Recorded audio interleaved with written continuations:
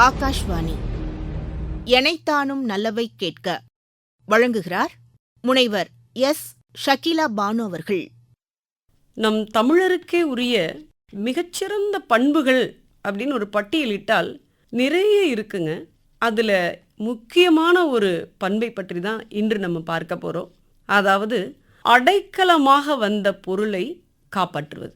நம்மை மட்டுமே நம்பி நம்மிடம் தஞ்சம் என்று வந்த ஒரு பொருள். அது ஒரு சிறிய உயிரினமாக இருக்கலாம், மனிதனாக இருக்கலாம், எதுவாக வேண்டுமானாலும் இருக்கலாம். அந்த அடைக்கல பொருளை உயிரின போற்றல் தமிழருடைய மரபு அப்படிங்கிறதுக்கு ஒரு சிறிய செய்தியை சொல்லி நம்ம சொல்லலாங்க. சிறிய ஒரு புறாவிற்காக தன்னையே கொடுத்தவன் சிபி சக்கரவர்த்தி.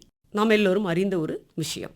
அதே போல அம்பினால் வீழ்த்தப்பட்டு தன்னிடம் வந்து விழுந்தது ஒரு அன்னப்பறவை.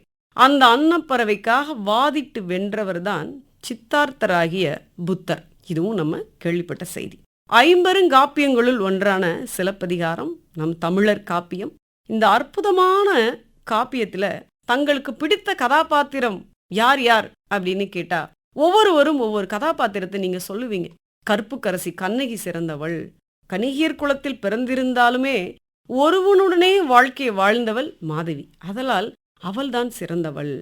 கோவலனும் அப்படிதான், கருணை மறவன் செல்லா செல்வன். அவனை பற்றி நம்ம ஒரு புறம் பார்க்கிறோம், இன்னொரு புறம் அவனுடைய கொடையும் அவனுடைய மனிதநேயமும் சிலப்பதிகாரத்தில் பேசப்படுகிறது. அவனும் சிறந்தவன் என்று சில பேர் சொல்லலாம். இப்படி ஒவ்வொரு கதாபாத்திரத்துக்கும் நம்ம வாதிட்டு சொல்லிட்டு போகலாம். ஆனால் சிலப்பதிகாரத்தில் நாம் நினைத்து போற்ற வேண்டிய 2 கதாபாத்திரங்கள் இருக்காங்க. அப்படி என்ன அவங்க சிறப்பு செய்தார்கள் அப்படின்னா, அடைக்கலமாக வந்த பொருளை உயிரென போற்றியவர்கள் அவர்கள்.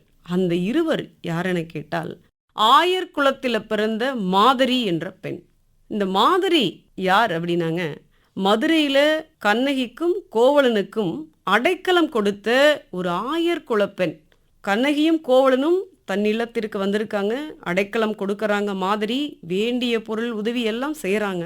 கோவலன் கொலைக்களப்பட்டான் என்ற செய்தியை கேள்விப்பட்டதும் கண்ணகி போய் வாதாடியது, இதெல்லாம் நாம் அறிந்த செய்தி.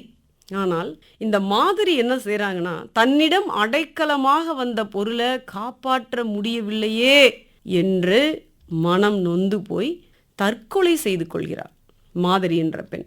தீயில் விழுந்து தற்கொலை செய்து கொள்கிறாள் மாதிரி என்ற பெண். ஏனென்றால் நம்மிடம்தானே வந்தாங்க, நம்ம இல்லத்திற்கு தானே வந்தாங்க, நம்மளால் அவங்களை காப்பாற்ற முடியலையே அப்படிங்கிறது. இவர் ஒருவர். இன்னொருவர் யார் அப்படின்னா, சிலப்பதிகாரத்தில் கவுந்தி அடிகள், சமண முனிவர், பெண் துறவி. இந்த அம்மா தான் கண்ணகியையும் கோவலனையும் மதுரைக்கு அவங்க கூட அழைத்து வராங்க. கவுந்தியடிகள் தான் மாதிரி என்ற ஆயர்குல பெண்ணிடம் கண்ணகியையும் கோவலனையும் ஒப்படைக்கிறாங்க. கோவலன் கொலைக்களப்பட்ட பிறகு கவுந்தியடிகள் என்ற இந்த சமண சமய துறவி வடக்கிருந்து உண்ணா நோன்பிருந்து தன் உயிரை மாய்த்து கொள்கிறார்கள். இது எவ்வளோ பெரிய விஷயம்! தன்னிடம் அடைக்கலமாக வந்த பொருளை காப்பாற்ற இயலவில்லை என்று சொல்லி தன் உயிரையே மாய்த்து கொண்டவர்கள் இந்த இருவரும் சிலப்பதிகாரத்தில். மாதிரி என்ற ஆயர்குல பெண்ணும் கவுந்தியடிகள் என்ற சமண சமய துறவியும். எதற்காக இதை நம்ம சொல்கிறோம் அப்படின்னா, இன்றைக்கு பேராசை ஒரு காரணம். நம்மக்கிட்ட நமக்கு சொந்தமில்லாத மற்ற பொருளின் மீது கூட நமக்கு ஆசை அதிகமாக வருது. இந்த பொருள், அந்த பொருள், இந்த பொருள். ஆனால் நம்மிடம் தஞ்சம்னு வந்துட்டாங்க, அது மனிதராக இருக்கலாம், வேறு எது வேணாக இருக்கலாம். அந்த பொருளை காப்பாற்றுவது, கடைசி வரை அதற்கு பாதுகாப்பு அளிப்பது தான் நம் தமிழருடைய சிறந்த ஒரு மரபு என்பது நம்முடைய 50 காப்பியங்களில் ஒன்றான சிலப்பதிகாரம் நமக்கு சொல்லக்கூடிய ஒரு அரிய செய்தி இதுதான். எனைத்தானும் நல்லவை கேட்க வழங்கியவர் முனைவர் எஸ். ஷகிலா பானு அவர்கள். படைப்பு திருச்சிராப்பள்ளி வானொலி நிலையம்.